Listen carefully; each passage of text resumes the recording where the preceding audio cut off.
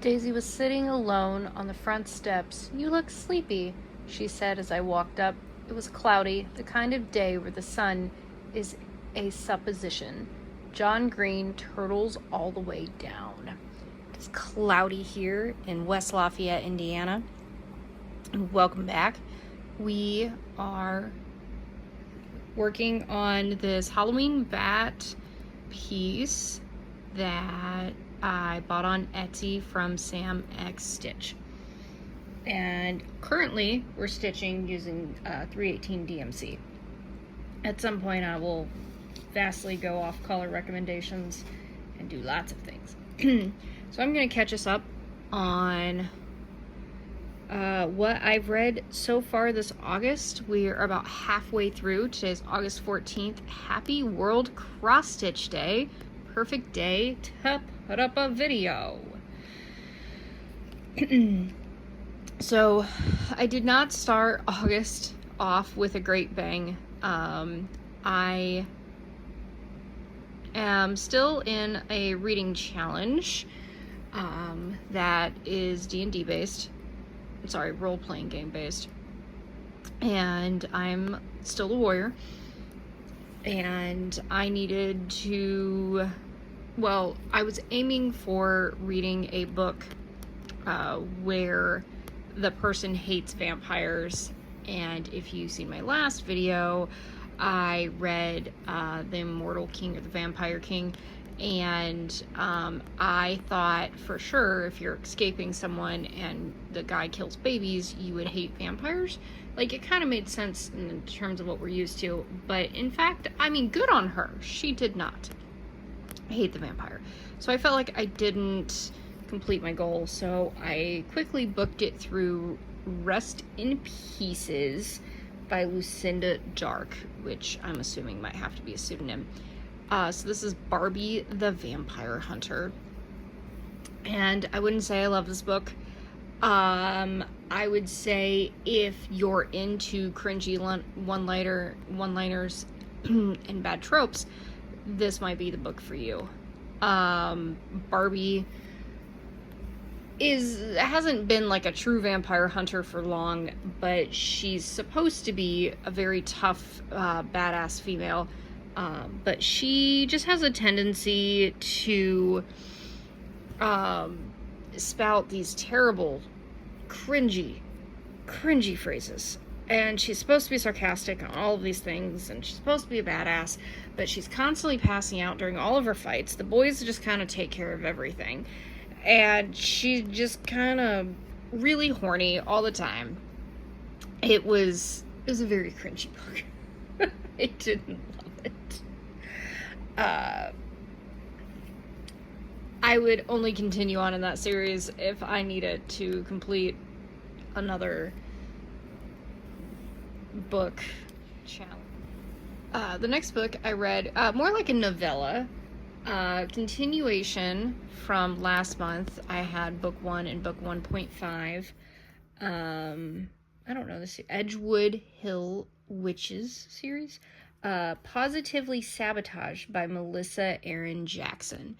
And I enjoyed this little short book even more than I enjoyed book 1. I felt like you really got more of a connection with some of the characters, side characters, other members in the town. Perhaps I just enjoyed the main focus, not the main focus character, like the major side character in this one. It also wasn't full of grief from a dead friend, which, that's very fair to have in book 1. I'm not saying that was a downside. This one just didn't have any of that sadness mixed in with it and loneliness. So in this book, Amber is helping figure out who broke into the bakery and sabotaged all the wedding cupcakes and poisoned the bride-to-be, or activated the bride-to-be. It's food poisoning. And so I haven't looked up some of the information there, but according to that book, some food allergies, they have similar chemical signatures, and so if you're allergic to one thing, like with nuts, you might be allergic to other things that aren't nuts, which totally makes sense. I just didn't make the relation between sesame and I believe walnuts. Sometimes these cozy mysteries come up with like the most intricate way to like kill somebody. You know, stabbing someone, that's old school. Coming up with a very niche, sciencey way to kill somebody, very cozy mystery. I really enjoyed that, and I will try to get the rest of this series and read all of them and branch out into other books by Melissa, because they are very cute and cozy, and I really do enjoy them. Next up, for my challenge, had to read a book with the word Duke in the title, and I don't think we've gotten to cover this yet, but I love me a Regency romance. Please give me all of your terrible dukes. I love them. This was a delight to fulfill. Not a reading challenge, a reading privilege. I read 10 Rules for Marrying a Duke, and by McLean. And I had a hard time choosing. I found lots of Duke books. Whew. So hard to choose. That was such a delight. I'm trying to think the main characters' names.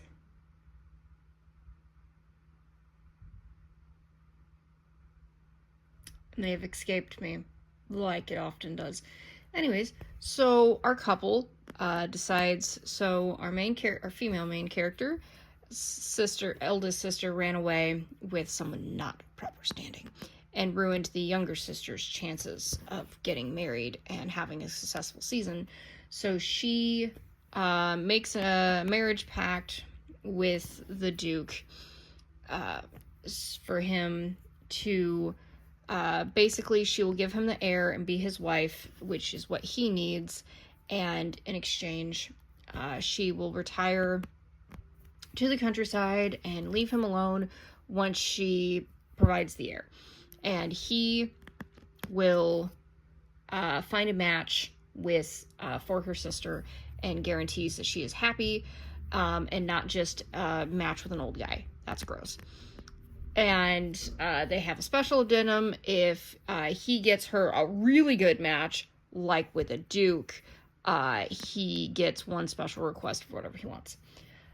So cue these two realizing they actually super love each other, and he loves to be the center of gossip. She is bookish. Arabella, that's her name. Bookish Arabella. And so, oh gosh, she like goes to these balls and then sneaks off and read a book. And he's like, no, you gotta attend them. So she learns how to attend the balls and have fun. He learns how to go to art shows and have fun. And he starts like hiding books in places to distract her. And that's part of it. He's got a big library that she wants. And they're falling for each other real hard. Of course. But they won't talk about it. He has a sister that he is seeing because, the sister was disgraceful. Or disgraced for just being born. And,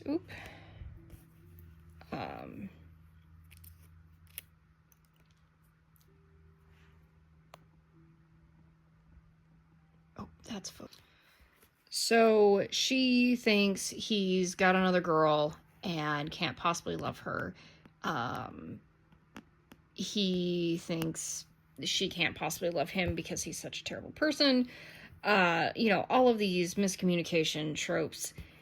And beyond that, after they get married, they have found themselves very sexually compatible. She's enjoying it. He enjoys it. She enjoys it. She's very forward and bold, and they have like this rule that the lamps must stay on, even though she hates that rule that she came up with. And all of these cute things. Books are used as a romance language. He's made a rule that she's only allowed to waltz with him. And it is so cute. I just so enjoyed reading that. Okay. And I'm actually talking about these out of order from how I read them. I did not realize that one was like not a follow-up series, but sort of a follow-up series. So I had to go back and finish the series that I was working on and then do the next one. So I read Never Been Witched by Molly Harper. And this was the third book in Starfall Point series. Cute. I don't know if they're really mystery. Romance? Cute paranormal romance. So the trilogy follows 3 witches in this coven. There's 5 witches in the coven if you count the kids. But anyways, that's book 2.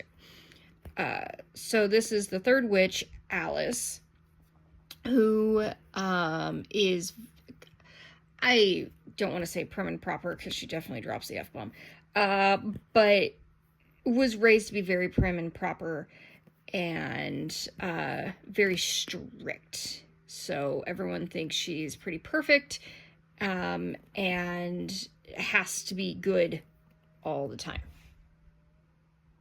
But Alice is harboring a secret, and that secret is that she used to have a sexual relationship with the jerkface lawyer guy, who turns out to be working for the enemy against the coven.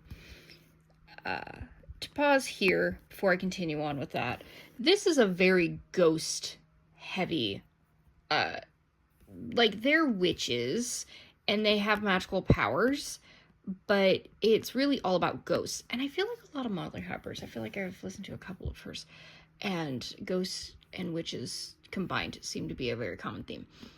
And so she was being used to pry information, or to gather information for this rival witch family to control these ghosts that are on Starfall Point Island, which is in Michigan. Which once she realized that this was the whole situation, she dropped it, but she was hiding this from her coven, so she's feeling a lot of guilt. Her grandparents are very strict, don't love her, and she runs their antique shop, and she basically never does anything correctly. More backstory to this whole thing. It's set on the island, and this island sounds so cute. Like, I don't know if I'd want to live there. Maybe I would. There's no cars, so I would eliminate my fear of driving. But it's very tourist heavy. Very quaint, like, perfect for cozy little stories. I need to look up if there is a Starfall Point, Michigan. If so, I'm going to have to go there, and I hope half of these places are real. So, back to Alice. In this book, she meets Colin Bancroft, whose family, or him, actually recently purchased the Duchess Hotel, and his family has a long history with the Duchess Hotel, and he's stinking rich, and he himself has some baggage where he lost his parents and kind of went through a I'm gonna say bad phase, like bad boy phase, but like rebellious phase where he did drugs and did a lot of stupid things, simply out of grief and misplacement in the world. And he had a fiance that the families wanted them to be together, and she kind of put up with all of these antics. So he spent his life thinking he loved her, realizing he didn't, and therapy has helped him out of that, but he's not over it. If you're guessing a point for what causes the third act breakup, it would be his ex-fiancée, Paige. So in this one, we do meet the big villain, the family that is the rival coven. There's a house where all the ghosts are on the island. It's called Shadow House. In the first book, you learn all about Shadow House and Riley Denton, who inherits the house. And then in the second book, it focuses on Caroline and getting the other two members of the coven, which are the children, Mina and Josh, who are excellent additions of sarcasm and not levity, comedic relief. This book, well, you meet the final one, you meet the final, well, you don't meet the final, you meet the final male, that they're not really witches, they're just supporting characters, is what the boyfriends are. And you meet the big bad villain, and I'm not going to spoil who it is. And they find the rest of the locks, some additional lock things, and you learn what the locks do. We're not focusing on that. We're focusing on Alice and Colin, which you know they're going to get together because it's a cozy mystery, but you just have to get through stupid third act breakup. I really dislike third act breakups. I'm pretty sure I say this every video. We don't have to have them. They don't have to exist. But in general, I really liked Colin. I enjoyed how professional he was and how he's stood his ground, and he, you know, he had a rough patch in his life, but he's trying to make it better. And he too doesn't have a family supporting him. And just how supportive he was, and how he just like went along with whatever Alice, you know, she was having an argument with the ex Clark, and she reached for him, and he was instantly like, okay, I'm helping Alice today. Met her once in my life, but it's cool. It's fine. You know, he was pretty down to earth, and I appreciate that. I like a lot of Molly Harper's men. I feel like she picks really good men. I think she's picked at least a couple of scholarly characters, and I enjoy that. The next book I read, speaking of scholarly characters, another Molly Harper. It's the next series after this that also is on Starfall Point, the Moon Cove witches series it might be. And this was Wrong Witch to Hex With. And here you are introduced to a coven of sea witches that live in a cove on the island that nobody can find because it's magically hidden. And they are actually, not that they all know this, stewards of a Loch Ness monster egg. And Nessie calls herself Susan. And how one of the sisters, even though she lives in seclusion, meets a historian turned tour guide and falls in love, but like their relationship is not the major point. It is the sisters reconciling, no longer hiding secrets from themselves, no longer having the eldest sister, Perry,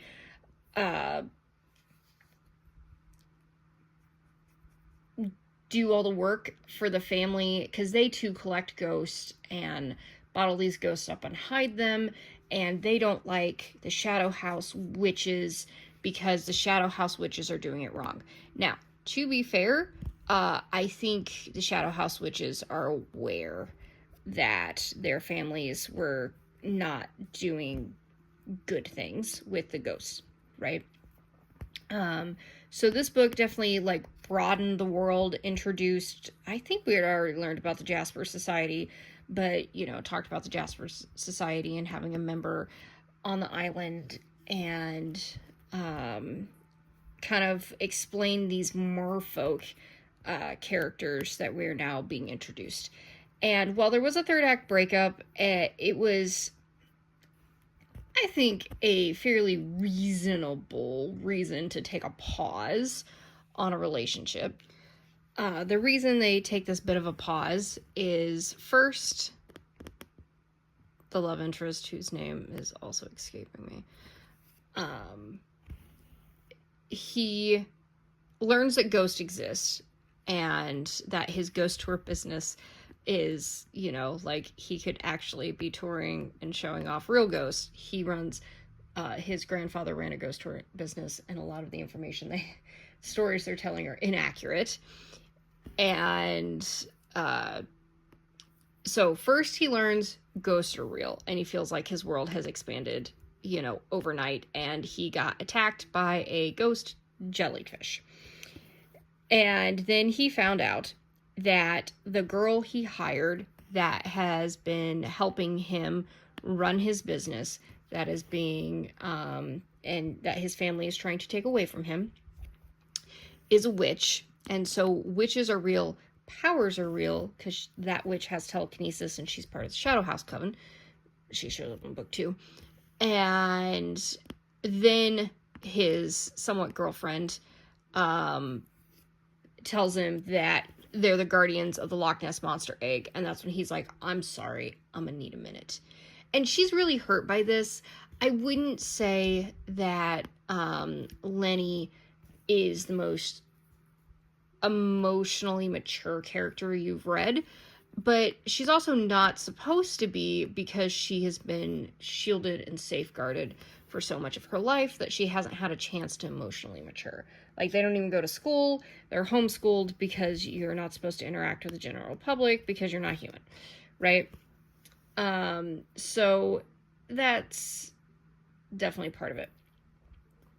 And so I appreciated that there wasn't really a true third act breakup, but like I'm hurt because you need a minute and you couldn't easily accept all of me, even though I needed a minute too, but we're also like so busy being attacked by this other clan of merfolk who's trying to steal the egg that I don't have time to sit here and actually talk it through with you. It was very cozy. That's the whole book. It was just cozy, and I really enjoyed that. And I would just like to point out, for both of these books from Molly Harper, at least on this island, there's a bakery there that makes rugula. And so I have declared that every time you read a Molly Harper, you have to go get rugula, to which I did. I had a poppy seed rugula, which I'd never had before. And was that pear? Peach. Something. I had another one that was a fruit. Also delicious. But yeah, if you're going to read these books, I highly recommend you go find a bakery that makes you some arugula. Make your own arugula. Tell me your favorite arugula flavor. If you haven't had one, 10 out of 10. Excellent pastry. One of the best pastries ever. Shout out to Molly Harper for highlighting the magicalness of arugula. And may your stitches and words be many this week, the rest of this month, and I hope you have a happy World of Cross Stitch Day.